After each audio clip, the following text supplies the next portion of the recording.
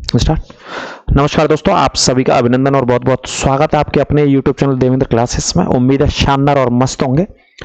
पिछले कुछ 10-12 दिन से क्लास नहीं ले पाया था, उसके लिए क्षमा प्रार्थी हैं और विशेष खेद है हमारे सभी व्यूअर्स और सभी स्टूडेंट्स और विद्यार्थियों के लिए जो हमारे साथ हमारे चैनल के साथ जुड़े हुए हैं। सीरीज हमने शुरू की थी उससे पहले 10-12 दिन पहले ल्यूसेंट की। पूरा ल्यूसेंट जो बुक है उसे हम पढ़ाएंगे, पूरा निचोड़ आपको बताएंगे और उसके अंदर से एक एक टॉपिक बाई टॉपिक आपको पढ़ाएंगे, जैसा कि आप थंबनेल के माध्यम से देख रहे होंगे।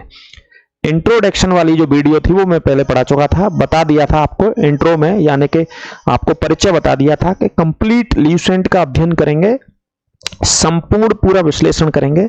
आज का जो टॉपिक है वो वेदों के बारे में चर्चा करेंगे, यानी कि जो हमारे प्रसिद्ध 4 वेद हैं, है ना, भारतीय सभ्यता में, भारतीय संस्कृति में, तो 4 वेदों के विषय में हम चर्चा इस टॉपिक में पहली क्लास में करेंगे। मान लीजिए पहली है, वैसे क्लास नंबर 2 है, ये दूसरी क्लास है ल्यूसेंट की।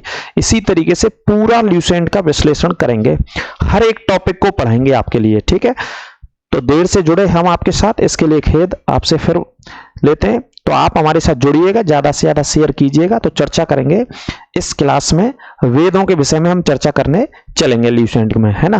पूरा आपको पढ़ाएंगे, प्राचीन इतिहास की चर्चा डिटेल से करेंगे, पूरा विस्तार से करेंगे प्राचीन इतिहास के बारे में, है ना।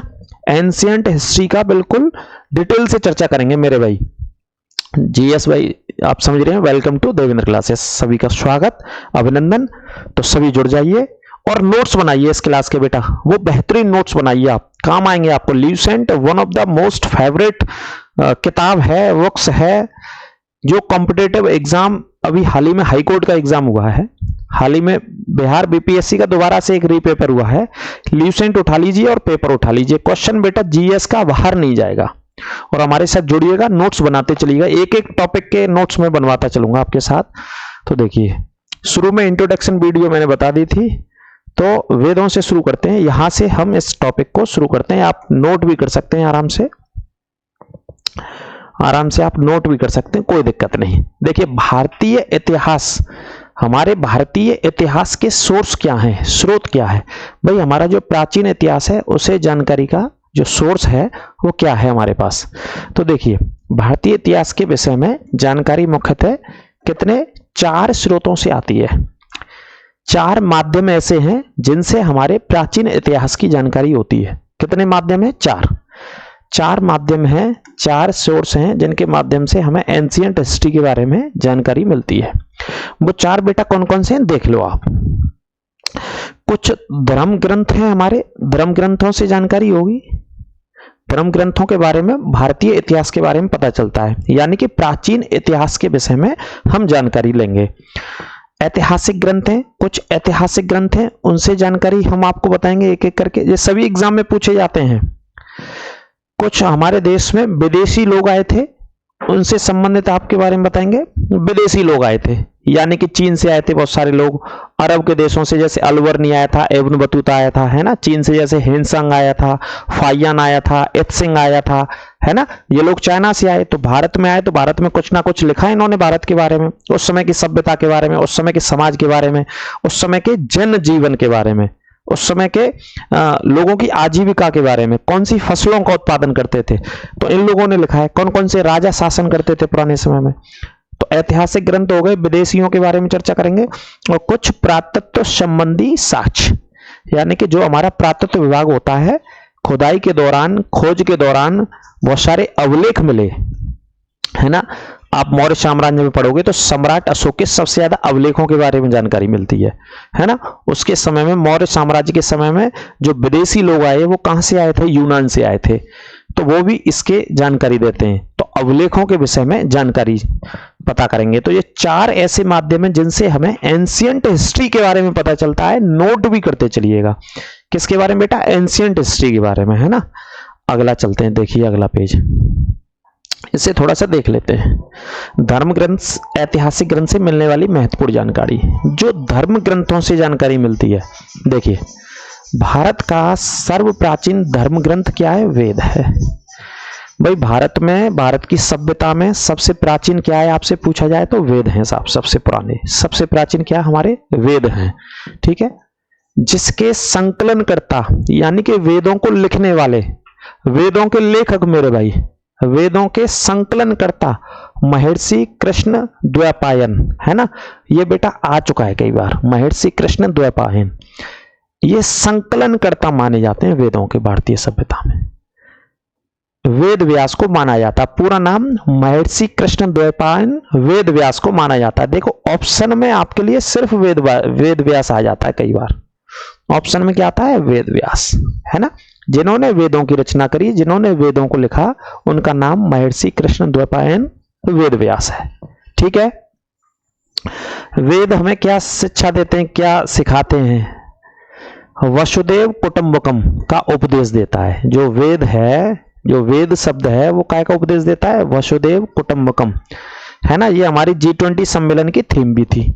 जो हमारे यहाँ G20 सम्मेलन दिल्ली में हुआ था, उसकी क्या थी, थीम भी थी बेटे, है ना। अभी हुआ था G20 सम्मेलन पिछले साल, उसकी थीम भी थी। वसुदेव कुटुंबकम का मतलब है पूरा जो कुटुंब है, पूरा जो विश्व है, पूरा संसार है, पूरा जग है, वो सभी हमारे बहन भाई हैं, सभी हमारे मित्र हैं।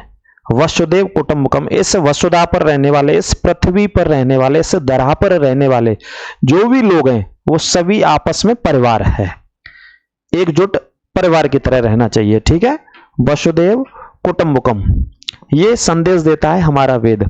भारतीय परंपरा वेदों को नित्य तथा अपौरुषेय मानती है ना। भारतीय जो परंपरा है वो वेदों को ही नित्य मानती है, वेदों के ही माध्यम से चलती है। ठीक है, जिसमें कितने वेद बताए गए बेटा? 4 वेद हैं हमारे भारतीय सभ्यता में। कितने वेद हैं? 4 वेद। ठीक है, एक एक पॉइंट नोट करते चलिएगा, कोई दिक्कत हो तो बताइएगा। 4 वेद, ऋग्वेद है, यजुर्वेद है, सामवेद है और अथर्ववेद है। और कौन सा वेद है बेटा? अथर्ववेद है। इन चारों वेदों को संहिता के नाम से जाना जाता है। ये क्वेश्चन कई बार छपा है मेरे भाई, चारों वेदों को मिलाकर क्या कहा जाता है, ये प्रश्न पूछा गया। चारों वेदों को मिलाकर के मेरे भाई क्या बोलते हैं? संहिता कहा जाता है। चारों वेदों को मिलाकर के संहिता कहा जाता है। ये नोट करते चलना, एक एक पॉइंट नोट करते चलना। प्रश्न कई बार आता है, चारों वेदों को क्या कहा जाएगा? संहिता कहा जाता है। ठीक है, यहां तक कोई दिक्कत? बताइएगा। अगले पेज पे चलते हैं, ऋग्वेद के बारे में जान लेते हैं। ऋग्वेद के बारे में जान लेते हैं। सबसे प्राचीन वेद, भारतीय सभ्यता, भारतीय संस्कृति, भारतीय सनातन का सबसे प्राचीन वेद कौन सा है? सबसे प्राचीन वेद है आपका ऋग्वेद। सबसे प्राचीन वेद कौन सा है मेरे भाई? ऋग्वेद सबसे प्राचीन वेद है ना। इसमें आप लिख भी सकते हो, सबसे प्राचीन वेद कौन सा है? ऋग्वेद है, भारतीय सभ्यता संस्कृति का। देखो, ऋचाओं के क्रमबद्ध ज्ञान के संग्रह को, ऋचाओं के क्रमबद्ध यानी कि जो क्रम से ऋचाओं को, रचनाओं को लिखा गया है, ऋचाओं के क्रमबद्ध ज्ञान के संग्रह को ऋग्वेद कहा जाता है। क्या कहा जाता है? ऋग्वेद कहा जाता है। जो क्रम से लिखे गए हैं उन्हीं को क्या कहा गया? ऋग्वेद। ठीक है, ये ऋग्वेद की एक छोटी सी परिभाषा। अब आ जाते हैं, ऋग्वेद से प्रश्न पूछे जाते हैं कई। सबसे प्राचीन वेद है, याद रखिएगा, ऋग्वेद भारतीय सभ्यता संस्कृति का। इसमें टोटल 10 मंडल हैं। कितने मंडल हैं बेटा? 10 मंडल हैं। यानी कि जैसे किसी पुस्तक को हम पढ़ते हैं तो जैसे किसी में चैप्टर होते हैं, किसी में 8 होते हैं, किसी में 7 होते हैं, किसी में 15, तो अपनी भाषा में चैप्टर, अध्याय, लेसन, है ना। जैसे रामायण की भाषा में कांड बोलते हैं, वहां पे चैप्टरों को। रामचरितमानस में कांड बोले जाते हैं ना। महाभारत में सर्ग बोले जाते हैं। महाभारत में क्या बोलते हैं? सर्ग शब्द का इस्तेमाल करते हैं। ऐसे ही यहां पर 10 मंडल है। मंडल शब्द इस्तेमाल होता है चैप्टर के लिए। 10 मंडल हैं अथवा 1028, ये एक एक पॉइंट नोट कर लेना। 1028 सूक्तियां, इनको वाल खिल पाठ सूक्तियां बोलते हैं ना। 1028 क्या है? इसमें सूक्तियां हैं अथवा वालखिल पाठ के 11वें सूक्तों सहित, है ना। वालखिल एक ग्रंथ है, उसके 11वें सूक्तों सहित इसमें शामिल है। ये एक ग्रंथ है जो अलग से लिखा गया है, जो ऋग्वेद के अंदर ही शामिल है। ठीक है, 10 मंडल, 1028 सूक्तियां, इसके अलावा 10,462 ऋचाएं हैं। 10,462 ऋचा हैं बेटा। एक एक पॉइंट नोट कर लेना, एक एक पॉइंट छप चुका है पेपर में। ऋचाएं कितनी है? पूछा गया है। मंडल कितने? पूछा गया है। रचनाओं की संख्या, माफ कीजिए, सूक्तियों की संख्या कितनी है? 1028। सूक्तियों की संख्या 1028 है। टॉपिक वाइज टॉपिक के मैं क्वेश्चंस भी लेकर के आऊंगा आपके लिए, क्वेश्चन आंसर भी कराया करूंगा अलग से क्लास में, वो मैं आपको लाइव कराया करूंगा, टाइम बता दूंगा, आप चिंता ना करें। इस वेद के ऋचाओं को पढ़ने वाले ऋषि को होतु कहा गया है। इस वेद के ऋचाओं को, इस वेद की ऋचाओं को पढ़ने वाले ऋषि को क्या शब्द बोला गया है? होतु शब्द बोला गया है। जो ऋषि वेद की ऋचाओं को पढ़ते हैं उनको होतु शब्द नाम दिया गया। इस वेद से आर्य के राजनीतिक प्रणाली, इतिहास और ईश्वर की महिमा के बारे में जानकारी मिलती है। ईश्वर की महिमा, इसमें विशेष ईश्वर की महिमा के बारे में सबसे ज्यादा उल्लेख किया गया है। पूजा पद्धति नोट करना, पूजा पद्धति, पूजा पद्धति या ईश्वर की महिमा के बारे में, है ना, ये पूछा जाता है बेटा प्रश्न। ईश्वर की महिमा, पूजा पद्धति या प्रार्थनाओं का स्रोत कहां से लिया गया? ऋग्वेद से लिया गया है। कहां से लिया गया? ऋग्वेद से लिया गया है। ठीक है। आर्यों के बारे में, क्योंकि भारत में इस सभ्यता को स्थापित किसने किया बेटा? भारत में इस सभ्यता को स्थापित करने वाले आर्य थे। आपसे पूछा जाता है वैदिक सभ्यता को स्थापित किसने किया? आर्यों के द्वारा भारत में किया गया। इस वजह से आर्य के राजनीतिक प्रणाली, आर्य की राजनीतिक व्यवस्था कैसी थी वो भी बताया गया है। इतिहास को बताया गया, ईश्वर की महिमा को बताया गया है। ठीक है, ये नोट कर लेना। कोई दिक्कत हो बताइएगा, आराम से नोट करिएगा, आराम से कमेंट करके बताइएगा कोई समस्या हो। देखो अगला पॉइंट, विश्वामित्र द्वारा रचित ऋग्वेद के तीसरे मंडल में सूर्य देवता सावित्री को समर्पित है। समर्पित प्रसिद्ध गायत्री मंत्र, प्रसिद्ध गायत्री मंत्र है। गायत्री मंत्र कहां से लिया गया है बेटा? क्वेश्चन से आपने सुना होगा, गायत्री मंत्र कहां से लिया गया है? गायत्री मंत्र ऋग्वेद से लिया गया है। ऋग्वेद के कौन से मंडल से लिया गया है? तो ऋग्वेद के बेटा कौन से मंडल से लिया गया है? तीसरे मंडल से लिया गया है। ऋग्वेद के तीसरे मंडल से गायत्री। और किसने लिखा, किसने रचना की? विश्वामित्र के द्वारा रचित, ये लिखा गया। एक एक पॉइंट बेटा छूटेगा नहीं। विश्वामित्र के द्वारा रचित ऋग्वेद के तीसरे मंडल में सूर्य देवता सावित्री को समर्पित है। ठीक है, सावित्री को समर्पित कौन सा है? गायत्री मंत्र, जो कि बचपन में आप बोलते आ रहे होंगे, अब तक जानते होंगे।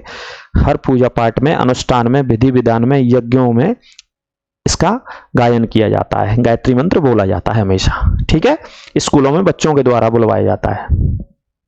तथा इसके 9वें मंडल में सोम देवता का उल्लेख है। 9वें मंडल में कौन से देवता का? सोम देवता का उल्लेख है। जो ऋग्वेद का 9वां मंडल है, सोम देवता के बारे में। ये क्वेश्चंस भी कई बार पूछा जाता है, ध्यान रखना, सबसे ज्यादा पूछे गए प्रश्न है जी। सोम देवता का उल्लेख है। अगला, इसके 8वें मंडल की हस्तलिखित ऋचाओं को खिल कहा जाता है। क्या बोला जाता है बेटा? खिल कहा जाता है। ये शब्द बोला जाता है जो हस्तलिखित हैं, जो हाथों से लिखी गई। 8वें मंडल, स्पेशल 8वें मंडल की बात हो रही है। हस्तलिखित, हाथों के द्वारा लिखी गई ऋचाओं को खिल शब्द कहा जाता है। क्या बोला जाता है? खिल कहा जाता है। ठीक है, कोई दिक्कत हो बताइए। सोम रस के बारे में या उल्लेख किया गया है। 9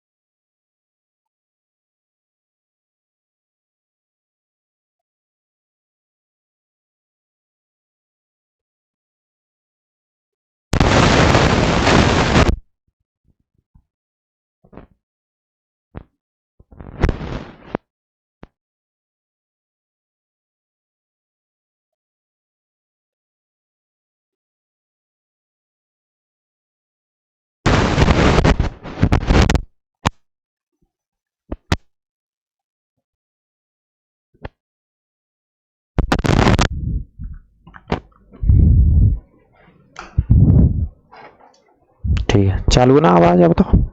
ठीक है दोस्तों, अब बात करते हैं, थोड़ा सा आवाज में वॉइस में दिक्कत होगी तो देखिए, ऋग्वेद का 10वां मंडल है, इसमें नदियों के बारे में कहा गया है, यहाँ पे हम बात कर रहे थे। अब आगे बताते हैं आपको पुरुष सूक्त के बारे में, यानी कि वैदिक समाज शास्त्र। वैदिक समाज शास्त्र में नाशदीय गुप्त ब्रह्मांड के सृजन से संबंधित विभिन्न अनुमान है, यानी कि एक पुरुष सूक्त है इसी के अंतर्गत, उसमें ब्रह्मांड से संबंधित जानकारी दी गई है ना। सूर्य सूक्त भी दिया गया है, विवाह के बारे में सूक्तियां आदि सम्मिलित है, किसमें? ऋग्वेद के भीतर ही, ऋग्वेद के भीतर ये सारी जानकारियों को दिया गया है। ऋग्वेद में क्या है? एक पुरुष सूक्त के विषय में ये जानकारियां हैं, ठीक है। मुख्य बात है 10वें मंडल में, 10वां मंडल है ऋग्वेद का, टोटल कितने? 10 मंडल हैं, 1 से 10 तक, जिसमें नदियों के बारे में प्रशंसा की गई है, ठीक है। अगला देखते हैं, अगला प्रश्न 10वें मंडल में वर्णित है। ऋग्वेद का भी 10वां मंडल चल रहा है, जिसमें देखिए चातुर्वर्ण समाज की कल्पना का आदि स्रोत है। एक समाज के बारे में उल्लेख किया गया जिस समाज को चातुर्वर्ण कहा गया है, जिसका भी उल्लेख ऋग्वेद के बेटा 10वें मंडल में है। कौन से में? 10वें मंडल में। पुरुष सूक्त है जिसके अनुसार 4 वर्ण बताए गए हैं। पुरुष सूक्त है जिसमें 4 वर्ण बताए गए हैं, ठीक है। कौन कौन से 4 वर्ण है भारतीय सभ्यता में? ब्राह्मण, क्षत्रिय, वैश्य और शूद्र, ठीक है। ये 4 वर्णों का उल्लेख किया गया है कि जो भारतीय परंपरा है, भारतीय सभ्यता है, वो 4 वर्णों में विभाजित है। कितने वर्णों में? 4 वर्णों में। इसकी जानकारी हमें एंशिएंट हिस्ट्री से मिलती है। एक वर्ग का नाम ब्राह्मण, दूसरा क्षत्रिय, वैश्य और शूद्र। आदि पुरुष ब्रह्मा के क्रमशः मुख, भुजाओं, जंघाओं और चरणों से उत्पन्न हुए हैं। ऐसा माना जाता है कि ब्रह्मा जी के मुख से ब्राह्मण, भुजाओं से क्षत्रिय, जंघाओं से वैश्य और चरणों से शूद्र का उत्पन्न हुआ है, ऐसा हमारे वेदों में कहा गया है, ठीक है। अगला प्रश्न देखिए, नोट करके यहां पर दिया गया, धर्मसूत्र 4 प्रमुख जातियों की स्थितियों, व्यवसायों, दायित्व, कर्तव्यों तथा विशेषाधिकारों के स्पष्ट विभेद करता है। धर्मसूत्र जातियों के बारे में, स्थितियों के बारे में, व्यवसायों के बारे में बताता है, ठीक है। इस पॉइंट को नोट करना। लेकिन यहां से ये प्रश्न पूछा गया मेरे भाई, कई बार ब्राह्मण, क्षत्रिय, वैश्य और शूद्र के बारे में कई बार प्रश्न पूछा गया, ध्यान रखना, ये ब्रह्मा जी से संबंधित है। अगला देखिए, ऋग्वेद के कई परिच्छेदों में, ऋग्वेद के कई परिच्छेदों में जैसे अनुच्छेद होते हैं संविधान में, ऐसी परिच्छेद शब्द का इस्तेमाल करते हैं। प्रयुक्त अधन्य, जिसका वध नहीं किया जा सकता, शब्द का संबंध गाय से किया गया है। किससे बेटा? गाय से। कौन सा शब्द? अधन्य या अगन्या बोला जाता है। क्या बोला जाता है गाय को? अगन्या बोला जाता है। जैसे जी अधन्य शब्द है, या गाय के लिए एक शब्द का इस्तेमाल किया गया ऋग्वेद में, इसका नाम है बेटा अगन्या। और अगन्या का जो अर्थ होता है वो होता है जिसका वध नहीं किया जा सकता, यानी कि गाय, ठीक है। ऋग्वेद में ब्रह्मा का उल्लेख किंतु आत्मा का नहीं है। ब्रह्म का है, ब्रह्मा जी का है, लेकिन आत्मा का उल्लेख यहां पे नहीं है ऋग्वेद के भीतर। ऋग्वेद में इंद्र के लिए 250, ये क्वेश्चन सबसे ज्यादा पूछा गया है, सबसे ज्यादा सूक्तियां समर्पित हैं भगवान इंद्र को। और अग्नि के लिए 200 ऋचाएं, 200 ऋचाओं की रचना की गई है, यानी कि भगवान इंद्र को सर्वोच्च माना गया ऋग्वेद के भीतर। आप ऐसे समझिए भाई, सर्वोच्च माना गया तभी तो 250 बार ऋचाएं समर्पित हैं। दूसरा स्थान अग्नि देवता को दिया गया है। ऋग्वेद में अग्नि के लिए 200 ऋचाओं की रचना की गई है मेरे भाई, ठीक है। कोई दिक्कत? यहां तक कोई दिक्कत नहीं होनी चाहिए। ऋग्वेद में सर्वोच्च देवता का स्थान इंद्र भगवान को, दूसरे स्थान पर अग्नि को दिया गया है। अगला पॉइंट है, 52 अवतार के 3 पंगों के आख्यानों का प्राचीनतम स्रोत ऋग्वेद में ही है। जो 52 अवतार होते हैं, 52 अवतारों के 3 पगों के आख्यान का प्राचीनतम स्रोत ऋग्वेद में है, ठीक है। आगे देखते हैं, अगला देखिए। अब इसमें ईसा पूर्व और ईसवी का भी थोड़ा सा आ गया, जो बता देता हूं। कई बार आप देखते हैं इतिहास हम पढ़ते हैं तो बहुत सारी वर्ष ईसा पूर्व लिखते हैं, यानी कि बीसी बोलते हैं इंग्लिश में, और बहुत सारी वर्षों को ईसवी कहते हैं, यानी कि इंग्लिश में एडी बोलते हैं उनको, है ना। तो क्या अंतर है और कैसे इन वर्षों को समझा जा सकता है? तो देखिए, ईसा पूर्व लिखते हैं और ईसवी लिखते हैं, है ना। बहुत सारी जगह आपने देखा होगा ऐसे ईसा पूर्व लिखेंगे, ईसा पूर्व लिखते हैं बहुत सारी वर्षों में, है ना, और कुछ वर्षों में सिर्फ ईसवी लिखते हैं। सिर्फ क्या लिखते हैं? ईसवी लिखते हैं। तो इसका अर्थ क्या है? देखो, वर्तमान में प्रचलित ग्रेगोरियन कैलेंडर है, ग्रेगोरियन कैलेंडर कहते हैं इसको, जो कि ईसाई कैलेंडर या जूलियन कैलेंडर या ईसाई धर्मगुरु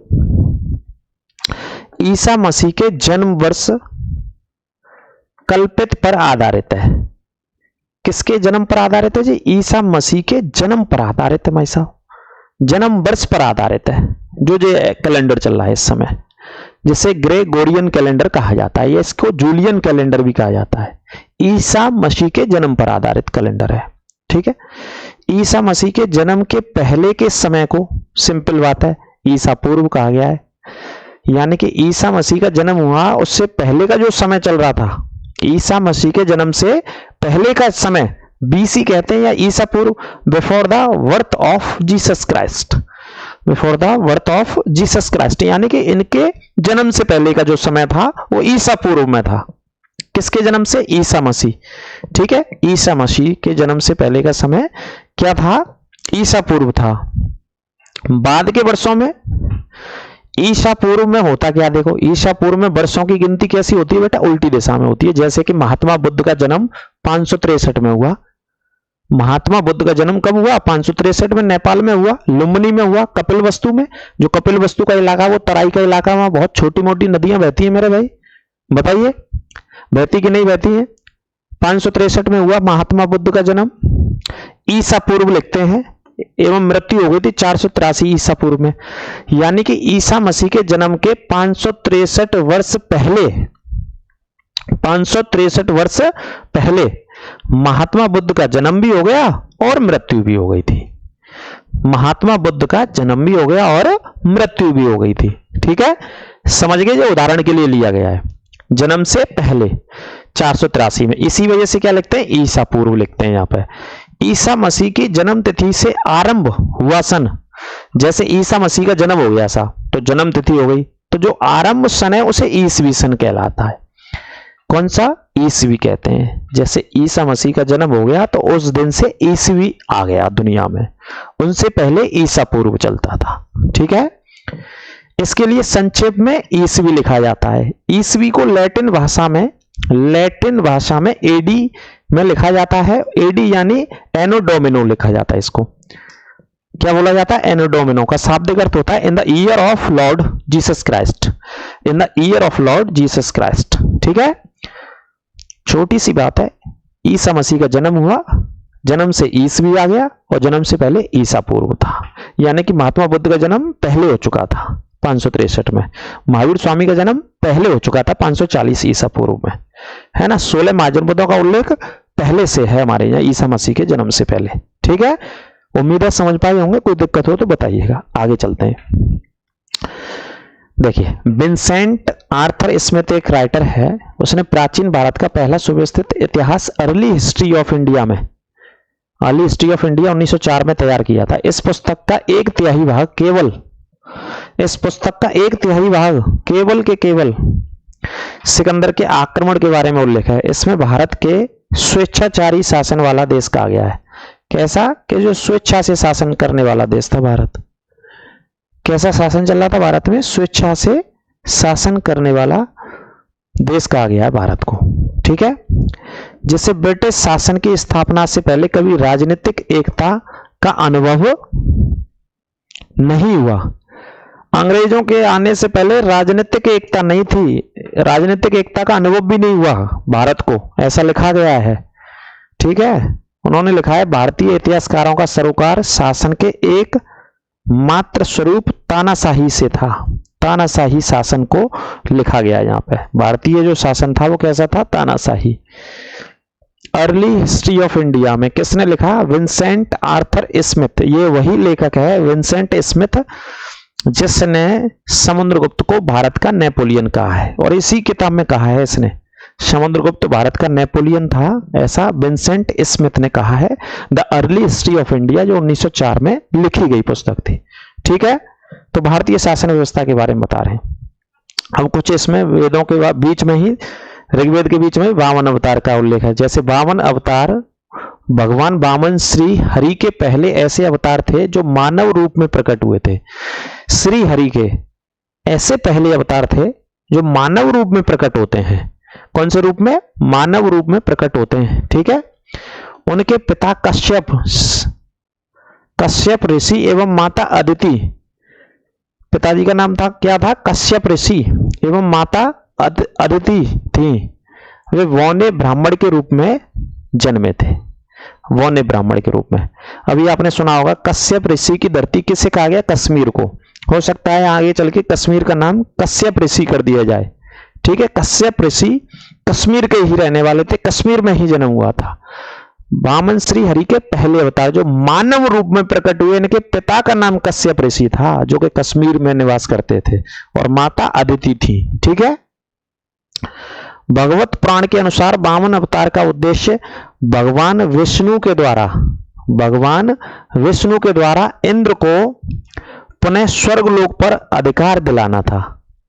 समझ रहे हैं? भगवत पुराण के अनुसार 52 अवतार का उद्देश्य भगवान विष्णु द्वारा इंद्र भगवान को स्वर्ग लोक पर अधिकार दिलाना था।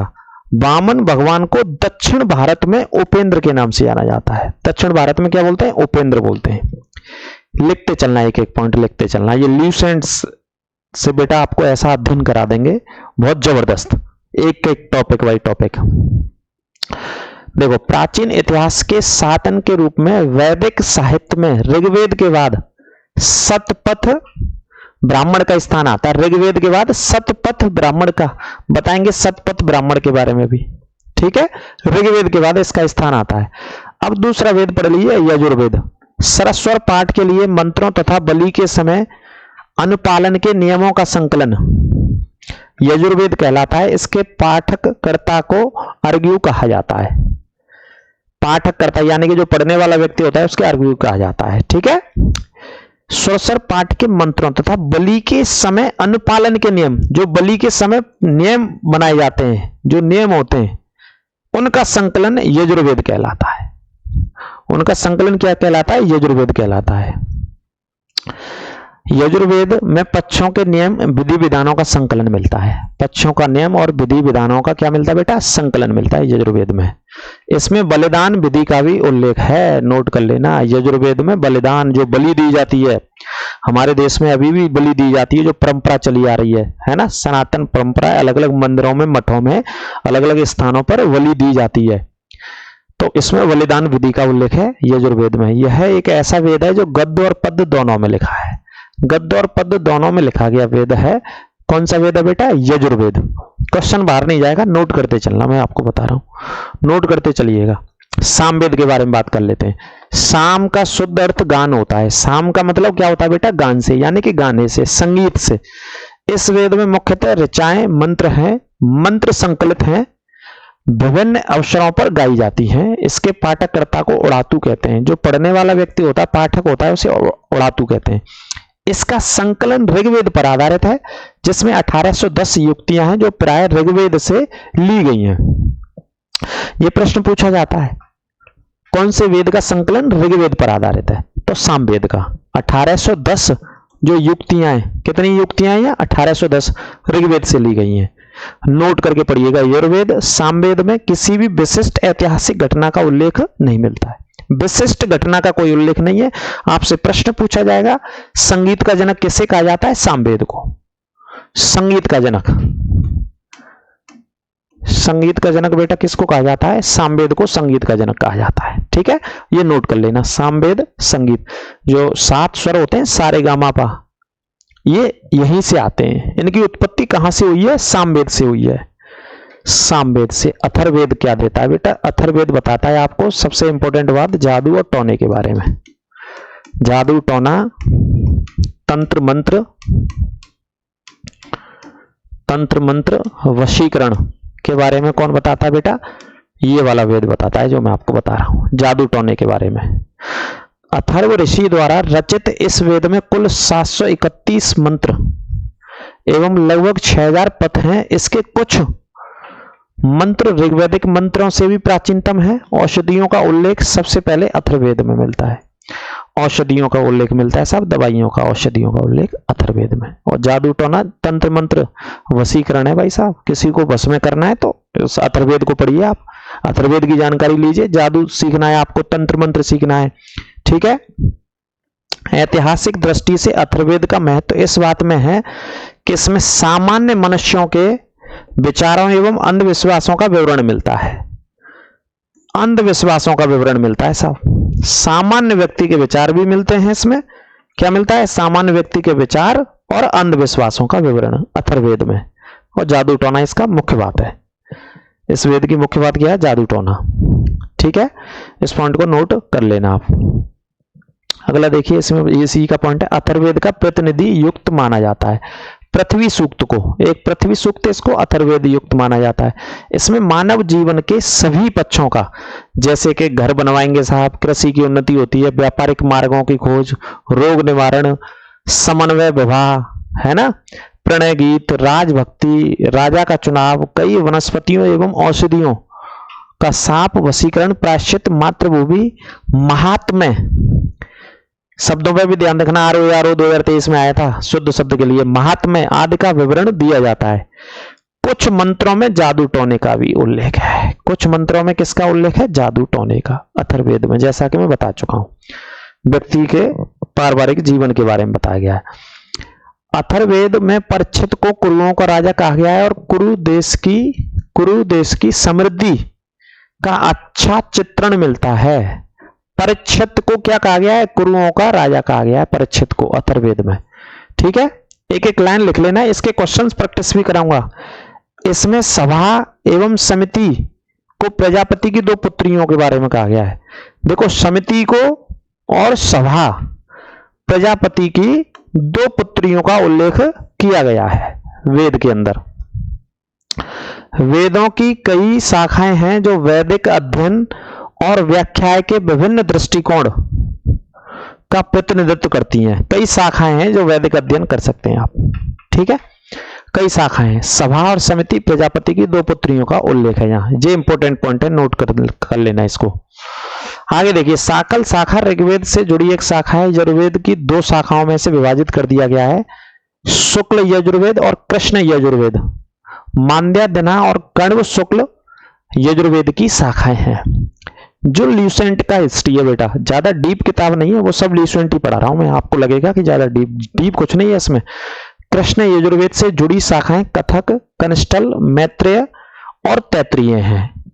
कौथम, राणायनी और जैमिनी या तलवाकार सामवेद की शाखाएं हैं, ठीक है।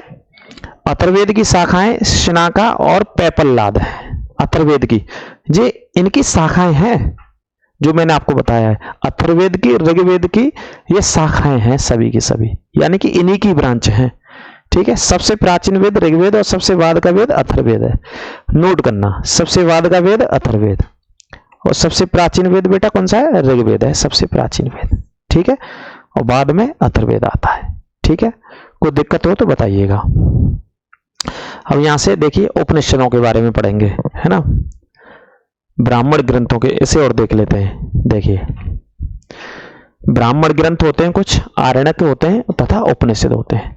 तो देखिए, संहिता के पश्चात ब्राह्मण, आरण्यकों को तथा उपनिषदों का स्थान आता है। इनमें से उत्तर वैदिक कालीन समाज एवं संस्कृति के विषय में जानकारी मिलती है। आरण्यक, देखो, कुछ ब्राह्मण ग्रंथ होते हैं, कुछ उपनिषद तो आप जानते हैं। उपनिषदों की संख्या कितनी है हमारे यहाँ? 18 है, 108। उपनिषदों की संख्या 108 है, ठीक है। आरण्यक ग्रंथ ऐसे ग्रंथों को कहा जाता है, ये शब्द कठिन से लग रहा होगा, जो जंगल में रह करके, वन में रह करके लिखे गए हों। कहां लिखे गए हों? वन के अंदर, जंगल के अंदर, फॉरेस्ट के अंदर रह करके लिखे गए हों। ऋषि मुनि कहां रहते थे? जंगलों के भीतर रहते थे। तो आरण्यक ऐसे ग्रंथों को कहा गया है। उपनिषद 108 है और कुछ क्या है? ब्राह्मण ग्रंथ है। तो इनसे जो जानकारी मिलती है वो उत्तर वैदिक काल की मिलती है, ठीक है। ब्राह्मण ग्रंथ वैदिक संहिताओं की व्याख्या करने के लिए गद्य में लिखे गए हैं। कहां लिखे गए हैं ब्राह्मण ग्रंथ? गद्य में लिखे गए हैं। प्रत्येक संहिता के लिए अलग अलग ब्राह्मण ग्रंथ हैं। प्रत्येक संहिता के लिए क्या बेटा? अलग अलग ब्राह्मण ग्रंथ हैं, जिन्हें सारणी में दिया गया है। अलग अलग ब्राह्मण ग्रंथ हैं प्रत्येक संहिता के लिए, ठीक है। और ब्राह्मण ग्रंथों में क्या की जानकारी मिलती है? वैदिक संहिताओं की व्याख्या करने के लिए गद्य में लिखे गए और व्याख्या करने के लिए गद्य में लिखे गए हैं। आगे देखते हैं। देखो ये क्वेश्चंस कई बार आते हैं। ये वेद हो गया, ये ब्राह्मण ग्रंथ हो गया, यानी कि ऋग्वेद का ब्राह्मण ग्रंथ ऐत्रेय एवं कौशिकी को कहा जाता है। ये क्वेश्चन बेटा पूछा गया कई बार। ऋग्वेद का ब्राह्मण ग्रंथ ऐत्रेय एवं कौशिकी को कहा जाता है। ठीक है, जो और ज्यादा जानकारी देते हैं, यजुर्वेद का तैत्रीय एवं शतपथ को कहा जाता है। तैत्रीय एवं शतपथ को कहा जाता है मेरे भाई। सामवेद का बेटा पंचवश है। सामवेद का क्या है? पंचवश। ये ब्राह्मण ग्रंथ है, याद करने होंगे, परीक्षाओं में पूछे गए। प्रश्न पूछा जाता है ऋग्वेद का ब्राह्मण ग्रंथ बताइए, 4 ऑप्शन मिलेंगे इन्हीं में से। प्रश्न पूछा जाता है यजुर्वेद का ब्राह्मण ग्रंथ बताइए।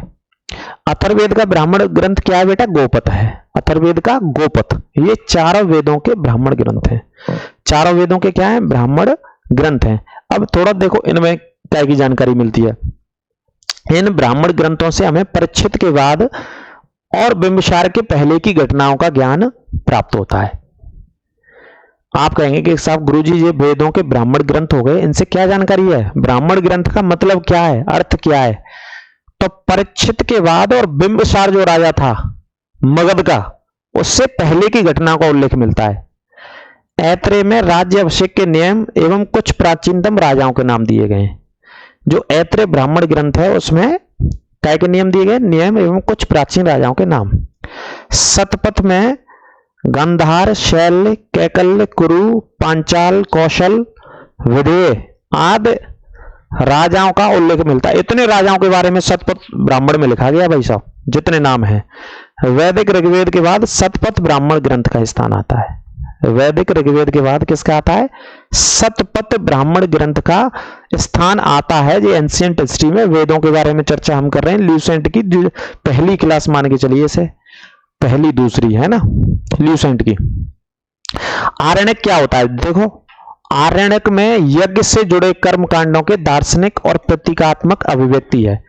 यज्ञ के बारे में जानकारी देती है। और मैंने बताया था आरण्यक कैसे कहते हैं? जो जंगलों में लिखे गए ऋषि मुनियों के द्वारा, उनको आरण्यक ग्रंथ कहा गया हमारे सभ्यता में। उपनिषदों की संख्या कितनी है भाई साहब मेरे भाई बताओ? उपनिषदों की संख्या बेटा 108। रट लेना, पढ़ लेना, यही पूछा जाता। 13 को मूलभूत उपनिषदों की श्रेणी में रखा गया। 108 में से 13 ऐसे उपनिषद हैं जो मूलभूत श्रेणी में रखे गए। इसमें यज्ञ से जुड़े दार्शनिक विचार, शरीर, ब्रह्मांड, आत्मा और ब्रह्मा की व्याख्या की गई है। यज्ञ से दार्शनिक विचार, शरीर, ब्रह्मांड, आत्मा, ब्रह्मा की व्याख्या की गई है। स्त्री की सर्वाधिक गिरी हुई स्थिति मैत्रेयन संहिता से प्राप्त होती है, जिसमें जुआ और शराब की भांति स्त्री को पुरुष का तीसरा मुख्य दोष बताया गया है। तीसरा मुख्य दोष बताया गया स्त्री को, जुआ और शराब की तरह। भाई साहब जैसे जुआ की लत होती है व्यक्ति को, शराब पीने की होती है, तो स्त्री को भी यहां पे शामिल किया गया है। किसको शामिल किया गया है? स्त्री को। शतपथ ब्राह्मण में स्त्री को पुरुष की अर्धांगिनी कहा गया है। नोट कर लेना, कहां पर कहा गया अर्धांगिनी? शतपथ ब्राह्मण में अर्धांगिनी कहा गया है। जवालो उपनिषद में 4 आश्रमों का उल्लेख मिलता है भाई साहब। जो व्यक्ति के 4 आश्रम होते हैं जीवन के, जैसे जन्म लेता है, युवावस्था तक रहता है, फिर ग्रस्त अवस्था में रहता है ना, फिर उसके बाद वानप्रस्थ, इस तरीके के 4 आश्रम मिलते हैं जवालो उपनिषद में। कौन से उपनिषद में? जवालो उपनिषद में। स्मृति ग्रंथों में सबसे प्राचीन प्रमाणिक मनुस्मृति मानी जाती है। सबसे प्राचीन और प्रमाणिक क्या मानी जाती है? मनुस्मृति। यह शुंग वंश काल का मानक ग्रंथ है। कौन से काल का मानक ग्रंथ माना जाता है? शुंग काल का, शुंग वंश का मानक ग्रंथ माना जाता है। नारद स्मृति गुप्त काल के विषय में जानकारी मिलती है। नारद स्मृति गुप्त काल के विषय में जानकारी मिलती है। ठीक है,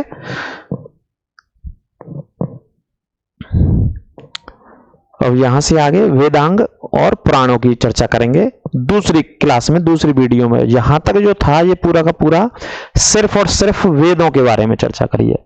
वेदों के बारे में, शतपथ ब्राह्मणों के बारे में, क्योंकि वेद के बाद शतपथ ब्राह्मण, आरण्यक ग्रंथों के बारे में, उपनिषदों के बारे में, ऋग्वेद, यजुर्वेद, अथर्ववेद और सामवेद, चारों वेदों से जो प्रश्न पूछे जाते हैं बाहर नहीं जाएगा। ये पहली वीडियो है ल्यूसेंट की। इसी तरीके से लगातार टॉपिक बाय टॉपिक आपकी ल्यूसेंट की वीडियो आपके लिए आएंगी। एंशिएंट हिस्ट्री से हमने ल्यूसेंट को पढ़ाना शुरू किया है। एंशियंट हिस्ट्री से इंट्रोडक्शन क्लास आज से 10-12 दिन पहले अपलोड हो गई थी, उसके बीच में थोड़ा सा टेक्निकल प्रॉब्लम की वजह से समस्या हो गई थी सेटअप में, इस वजह से हम नहीं ले पाए थे वीडियो, क्लास नहीं कर पाए थे। अब लगातार आपके लिए ये क्लासेस आती रहेंगी, आप हमारे साथ जुड़े रहिए, जो कि आपको हर एक वनडे एग्जाम्स में ये सारी क्लासेस काम आएंगी। और इन सभी के क्वेश्चंस भी मैं आपके लिए कराऊंगा, इन सभी के क्वेश्चंस भी मैं आपके लिए कराऊंगा ही कराऊंगा, आप चिंता ना करें। लेकिन आप टॉपिक बाई टॉपिक आप कंप्लीट करते रहें, ठीक है। तो जुड़िए, और कल से हम लाइव क्लास का भी सेशन शुरू करेंगे, जो दोपहर में 1 बजे हमारी लाइव क्लास चलती है, जो रात्रि में आपको 9 बजे मिलेगी क्लास, है ना। ये क्लास का समय रात्रि में 9 बजे रहेगा। सभी पढ़ के आए, सबसे ऑफलाइन सेंटर में पूछा भी जाया करेगा, रिवीजन भी कराया जाया करेगा। तो क्लास कैसी लगी कमेंट करके अवश्य बताएं, और ज्यादा से ज्यादा शेयर करें अपने दोस्तों और मित्रों के साथ। आगामी आने वाले सभी एग्जाम्स के लिए इस क्लास को अवश्य देखें आप, ठीक है। बहुत ही बेहतरीन, और जितने भी क्वेश्चन आंसर होंगे उनको भी हम लेकर के आएंगे। अपना ख्याल रखिए, सभी से फिर मिलते हैं, और लगातार मिलते रहेंगे, लगातार क्लास आएंगे हमारे चैनल से। जो भी आपके सुझाव हो वो सुझाव भी आप अपने दे सकते हैं। उम्मीद करता हूं क्लास पसंद आएगी, और कोई दिक्कत आपको लगे तो कमेंट बॉक्स में आप अपने सुझाव भी दे सकते हैं। सभी को राधे राधे, नमस्कार।